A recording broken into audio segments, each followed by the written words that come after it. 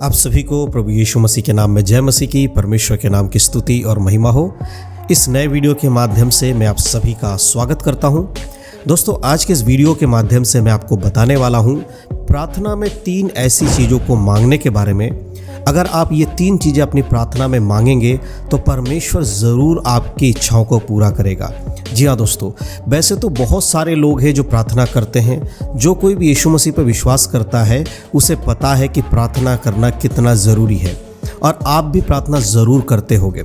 लेकिन कई बार आप प्रार्थना में कुछ मांगते हैं, उसका आपको उत्तर नहीं मिलता, या फिर जो चीज़ आपने मांगा है वो आपको नहीं मिलता होगा। कई बार ऐसा होता है कि बहुत सारे मसीह भाई बहन लोग अलग अलग चीज़ों को परमेश्वर से मांगते हैं, और हर बार परमेश्वर उनके प्रार्थना का उत्तर दे ये ज़रूरी नहीं है। कई बार उनकी प्रार्थना का उत्तर परमेश्वर उनको नहीं देते हैं, क्योंकि बाइबल के अनुसार प्रार्थना करना बहुत ज़रूरी है।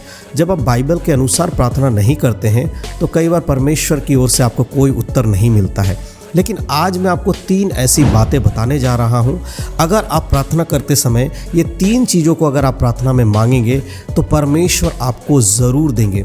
इस बात को आपको ध्यान रखना है। लेकिन जो मैं एक एक करके बताऊंगा उसको ध्यान से सुनना है। और तीसरे नंबर का जो चीज़ है आपको प्रार्थना में मांगना है वो बहुत ही इंपॉर्टेंट है, उसे मिस नहीं करना है। पहला और दूसरा तो बहुत ज़रूरी है, लेकिन जो मैं तीसरे नंबर पर आपको बताऊँगा वो इतना ज़रूरी है कि अगर आप अपने प्रार्थना में उसके बारे में नहीं बोलते हैं परमेश्वर से, या अगर आप नहीं मांगते हैं तो आप पवित्र जीवन नहीं जी पाएंगे, और एक अच्छा विश्वासी भी आप नहीं बन पाएंगे, और यीशु मसीह के आगमन पर आप स्वर्ग जाएंगे ये भी आपके लिए ऐसा सवाल बन जाएगा कि आपको कंफर्म भी नहीं होगा। इसलिए तीसरे नंबर पे जो है उसको ज़रूर आप जान लीजिएगा कि प्रार्थना में वो कौन सी बात है जो आपको परमेश्वर से कहनी है। और एक चीज़ मैं आपको यहाँ क्लियर कर देना चाहता हूँ, एक वचन मैं आपके लिए पढ़ना चाहता हूँ, मरकुस की किताब। अगर आप उसके 11 अध्याय उसके 24 आयत को पढ़ेंगे तो यहाँ लिखा है, इसीलिए मैं तुमसे कहता हूँ कि जो कोई तुम प्रार्थना करके मांगो तो प्रतीति कर लो कि तुम्हें मिल गया और तुम्हारे लिए हो जाएगा। ये वचन, परमेश्वर का ये वचन हमें क्या बता रहा है कि जब भी आप प्रार्थना करें विश्वास कीजिए कि आपने जो प्रार्थना किया वो परमेश्वर ने सुना और आपके लिए कर दिया है, और वो आपके लिए हो जाएगा। लेकिन बहुत बार हमारे बहुत सारे मसीह भाई बहन लोग कहते हैं कि ब्रदर, आपने इस वचन के बारे में जब बताया हमने विश्वास करके प्रार्थना किया, लेकिन हमने जो मांगा परमेश्वर ने हमें नहीं दिया। इसका क्या कारण है? वचन तो कहता है जो कुछ तुम मांगोगे, जो विश्वास करोगे तुम्हें मिल जाएगा। हमने तो विश्वास किया था लेकिन हमें तो कुछ मिला ही नहीं, जो विश्वास करके मांगा वो तो हमें मिला नहीं। तो मैं उन लोगों को बताना चाहता हूँ कि बाइबल का ये वचन इसलिए दिया गया है ताकि विश्वास करने वालों के लिए सब कुछ संभव हो, लेकिन इसका यह मतलब नहीं कि आप कुछ भी मांगोगे तो मिल जाएगा। अगर आप कुछ भी बाइबल के अनुसार मांगते हो वो ही आपको मिलेगा। कई बार लोग बाइबल के अनुसार नहीं मांगते। जैसे उदाहरण के लिए, एक व्यक्ति मसीह में है और उसके गली में या मोहल्ले में कोई दूसरा मसीह में नहीं है। अब बाकी लोग इनको, इस मसीह व्यक्ति को सता रहा है या उनको परेशान करता हो, और ये घर में प्रार्थना करे कि परमेश्वर मैं आपसे प्रार्थना करता हूँ और ये विश्वास करता हूँ कि मेरे पड़ोसी जो मुझे सताते हैं उनका नुकसान हो जाए, उनको पता चले कि एक विश्वासी को सताने का क्या कारण होता है, यानी कि उनकी बुराई के लिए कुछ प्रार्थना कर रहा है, और इस वचन के अनुसार ये विश्वास कर रहा है कि परमेश्वर सुन लेगा। तो क्या परमेश्वर सुनेगा? बिल्कुल नहीं सुनेगा। तो इसीलिए जो कुछ भी मांगना इस वचन के अनुसार वो बाइबल के अनुसार ही मांगना है।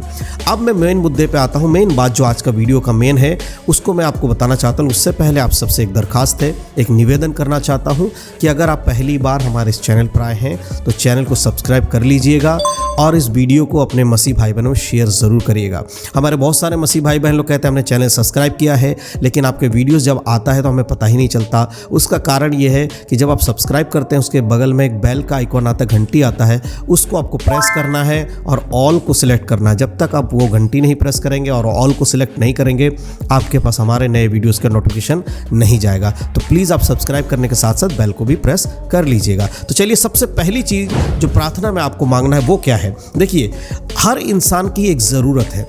बहुत बार आपने सुना होगा लोग कहते हैं अपनी आत्मिकता के लिए मांगो, पवित्र जीवन जीने के लिए मांगो। बिल्कुल मांगना चाहिए। आत्मिक जीवन के लिए, पवित्र जीवन के लिए हमें परमेश्वर से प्रार्थना करना है। लेकिन हर एक व्यक्ति का व्यक्तिगत जीवन है। आप खाना खाते हैं, आपका एक परिवार है, उनके भोजन की आवश्यकता है, उनके आपके बच्चे हैं, उनके कपड़े लत्ते की ज़रूरत, उनकी पढ़ाई की ज़रूरत है, उनकी स्कूल की फ़ीस की ज़रूरत है। ऐसे आपकी बहुत सारी ज़रूरतें हैं। तो आज मैं पहले नंबर पर आपको प्रार्थना करने के लिए यही कहता हूँ कि आप सबसे पहले अपनी ज़रूरतों को लेकर आप परमेश्वर से प्रार्थना कीजिए। अगर आपकी ज़रूरतें हैं, आप नौकरी करने वाले व्यक्ति हैं और आपको लगता है कि आपके नौकरी पेशे में जो पैसा आता है उससे आपका घर नहीं चल रहा है, तो क्या आपको प्रार्थना नहीं करना? बिल्कुल करना है। हर एक विश्वासी को समझना है कि जब भी आप प्रार्थना करो तो अपने धन संपत्ति के लिए भी प्रार्थना करो। ऐसा नहीं है कि प्रभु ने ये नहीं कहा कि ये कह दिया कि आपको अपने नौकरी के लिए या पैसा कमाने के लिए प्रार्थना नहीं करना है। बहुत सारे लोग कहते हैं कि परमेश्वर की सेवा और धन की सेवा एक साथ नहीं की जा सकती। बिल्कुल सही है, बाइबल इसके बारे में कहती है कि कोई भी दो स्वामी की सेवा नहीं कर सकता। लेकिन इसका यह मतलब नहीं है कि कोई व्यक्ति प्रार्थना करके अपने लिए धन संपत्ति ना मांगे। आप मांगिए, क्योंकि संसार के हर एक वस्तु को देने का वायदा परमेश्वर ने किया है। प्रभु का वचन कहता है, यदि तुम मुझ में बने रहो और मेरा वचन तुम में बना, तो तुम्हारे लिए सब कुछ होगा। और यदि तुम सबसे पहले मेरे राज्य और धार्मिकता की खोज करोगे तो तुम्हें बाकी चीज़ें मिल जाएंगी।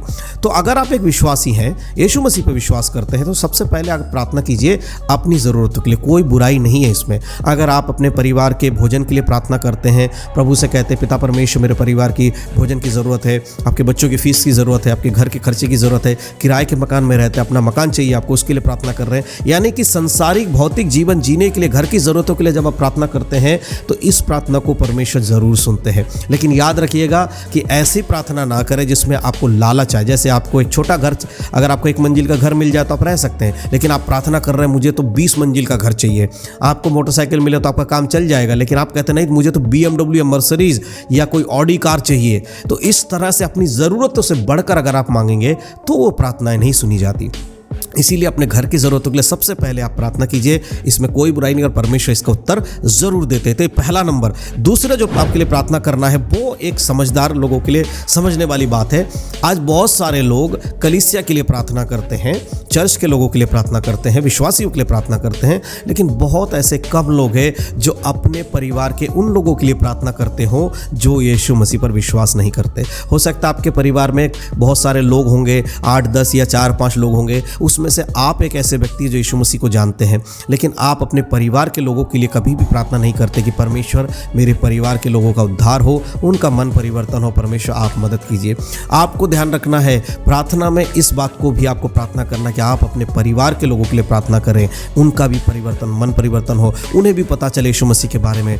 तो जो व्यक्ति अपने परिवार के लिए नहीं प्रार्थना करता है वो परमेश्वर के वचन के अनुसार सही व्यक्ति नहीं है। आपको अपने परिवार के जनों के लिए भी प्रार्थना करना है, उनके उद्धार के लिए भी प्रभु से गिड़गिड़ाना है, प्रभु से कहना, पिता जैसे मेरा उद्धार हुआ है उसी प्रकार मेरे घर में मेरे माता पिता, मेरे भाई बहन, कोई भी जो यीशु मसीह को नहीं जानता, मेरे बच्चे, उनके लिए भी आपको प्रार्थना करना है। ये दूसरे प्रार्थना।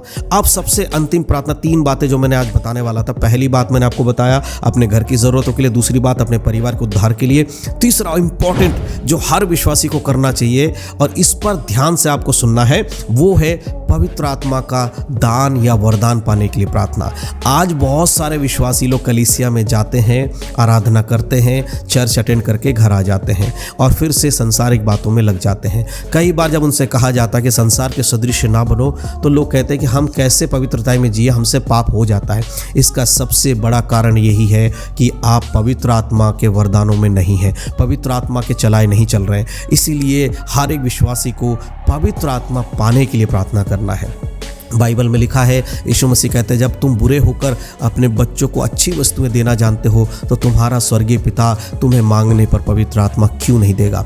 तो जब भी आप प्रार्थना करें पवित्र आत्मा मांगे। प्रभु से कहे, परमेश्वर मैं पवित्र जीवन नहीं जी पा रहा हूँ, मुझसे बार बार व्यभिचार हो रहा है, मुझसे बार बार पाप हो रहा है, हे पवित्र आत्मा आप मेरी मदद कीजिए। हे पिता परमेश्वर, यीशु मसीह के नाम से आप मुझे पवित्र आत्मा का अगुवाई दीजिए, मुझे पवित्र आत्मा का वरदान दीजिए, दान दीजिए, ताकि मैं एक पवित्र जीवन जी सकूँ। जिस दिन आप पवित्र आत्मा पाने के लिए प्रार्थना करेंगे, परमेश्वर आपकी प्रार्थना का उत्तर आपको जरूर देगा। आज बहुत सारे लोग पवित्र आत्मा पाने के लिए प्रार्थना नहीं करते हैं, बस वरदान पाने के लिए प्रार्थना करते हैं। नहीं मेरे प्रियो, सबसे पहले आपको पवित्र आत्मा के अगुवाई में चलना होगा और प्रार्थना करना होगा। पवित्र आत्मा के लिए प्रार्थना कीजिए। जब भी प्रार्थना करने बैठे हमेशा बोलिए, पवित्र आत्मा आप मेरी अगुवाई कीजिए, पवित्र आत्मा आप मुझे चलाइए। जो भी पाप आपसे होते हैं उन सारे पापों के लिए क्षमा मांगिए और पवित्र आत्मा से विनती कीजिए कि पवित्र आत्मा मेरी मदद मदद कीजिए पवित्र जीवन जीने में। जब आप इस तरह से प्रार्थना करेंगे, जब आप इस तरह से प्रभु से मांगेंगे, परमेश्वर आपकी प्रार्थना को उत्तर ज़रूर देंगे। तो बहुत सारे लोगों का जो ये कमेंट मेरे पास आ रहा था कि ब्रदर